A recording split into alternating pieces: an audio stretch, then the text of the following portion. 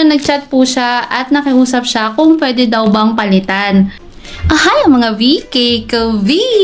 For today's video, ngayon po may unboxing nga po tayo ulit. Siyempre, your not so ordinary unboxing. Pero ikikwento ko po muna sa inyo kung ano nga bang story nitong ating return unboxing. Po ay nag-order na paper bag version ng Victoria's Secret na version 1. Yung version 1 po kasi ang kasya doon ay travel size na pabang. So, ganito po yung kasya doon sa unang in-order niya na paper bag. Ngayon, nag-chat po siya at nakiusap siya kung pwede daw bang palitan.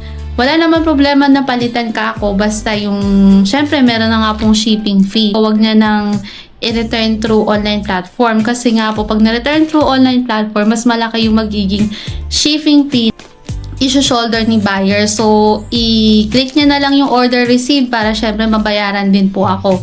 And then, ipapadala ko sa kanya through Shopee Express Delivery. Opo, kasi meron na rin po ngayon si Shopee na delivery kagaya ng mga JNT, LBC, or yung mga ano na nagki-cater po. Kapalit po ng hiningi niya. Version 2, not and body, nakasya yung full bottle mist. Yes, ganito po. 19 na lang daw ang ibabalik niya.